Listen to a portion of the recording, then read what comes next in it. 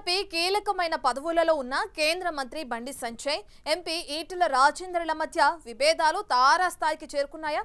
ఒకే పార్టీలో ఉన్న వేరువేరు నియోజకవర్గాల నుండి ఎంపీలుగా ఉన్న వారిద్దరూ ఒకే జిల్లాకి చెందిన వారు కావడంతో ఇప్పుడు ఆ పార్లమెంటు పరిధిలోని ఓ అసెంబ్లీ నియోజకవర్గంలో మాత్రం వారు రెండు గ్రూపులుగా విడిపోయారట. ఇప్పటికే పార్టీ పదవుల పంపకాలలో తేడాలు రాక ఇప్పుడు ఈటెలకు స్థానిక సంస్థల ఫీవర్ పట్టుకుందట.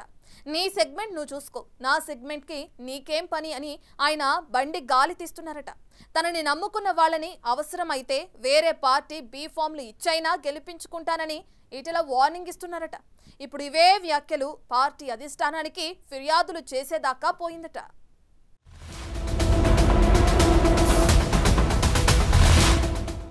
తెలంగాణ బీజేపీలో కీలక పరిణామాలు చోటు చేసుకుంటున్నాయి. ఆ పార్టీ నుండి కేంద్ర మంత్రిగా ఉన్న బండి సంజయ్, మల్కాజిగిరి ఎంపీగా ఉన్న ఈటెల రాజేందర్ల మధ్య విభేదాలు ఇప్పుడు తారాస్థాయికి చేరుకున్నాయి. హుజురాబాద్ పార్టీ నేతల విషయంలో మొదలైన వివాదం రోజు రోజుకు ముదిరిపోతోందనే చర్చ నడుస్తోందట. కొంతకాలంగా వీరిద్దరి మధ్య వర్గపోరు నడుస్తుండగా ఇద్దరి మధ్య పేర్లు ప్రస్తావించకుండానే డైలాగ్ వార్ కి దిగారట. ఇప్పుడు స్థానిక సంస్థలు దగ్గర పడుతున్న వేళ మరోసారి విభేదాలు భగ్గుమంటున్నాయి. బీజేపీ ఉన్నది ఒక్కటే మోదీ గ్రూప్ అని పదే పదే చెప్తున్నా గాని హుజురాబాద్ నియోజకవర్గంలో మాత్రం బండి సంజయ్, ఈటెల రాజేందర్ వర్గాలుగా విడిపోయాయి. అయితే ఇప్పుడు అదే వర్గపోరు ఈటెల రాజేందర్ కు కంటి మీద కునుకు లేకుండా చేస్తుందట. తన వెంబడి నడిచిన తన అనుచరులకు విలువ లేకుండా పోతోందని ఈటెల నిత్యం ఆగ్రహావేశాలతో రగిలిపోతున్నారట.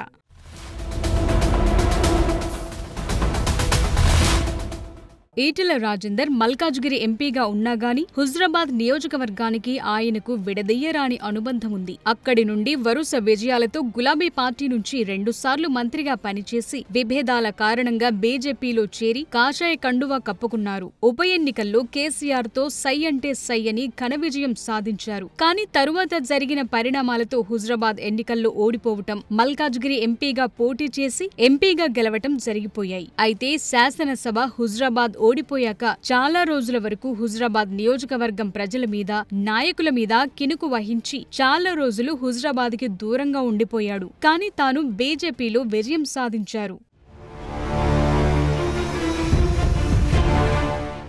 తన హయాంలో కింది స్థాయి క్యాడర్ బలంగా తయారయిందని, ఎంపీగా బండి సంజయ్ గెలుపులో కరీంనగర్ పార్లమెంటు పరిధిలో హుజురాబాద్ నియోజకవర్గంలో ఎక్కువ మెజార్టీ వచ్చిందనేది ఈటెల అభిప్రాయపడుతున్నారు. కానీ జిల్లా, మండల కమిటీల నియామకంలో ఈటెల రాజేందర్ అనుచరులకు ప్రాతినిధ్యం దక్కకపోవడంతో అప్పట్లో చాలా ఘాటుగానే విమర్శలు చేశారు. తాజాగా భారతీయ జనతా పార్టీలో విభేదాలు మరోసారి బహిర్గతమయ్యాయి. మల్కాజ్గిరి ఎంపీ ఈటెల రాజేందర్ పై తాజాగా హుజురాబాద్ పార్టీ శ్రేణులు రాష్ట్ర నాయకత్వానికి ఫిర్యాదు చేశారు. శామీర్పేట్లోని ఈటీసీ నివాసం వద్ద వారు చేసిన వ్యాఖ్యల దుమారం ఇంకా సద్దుమణగలేదు.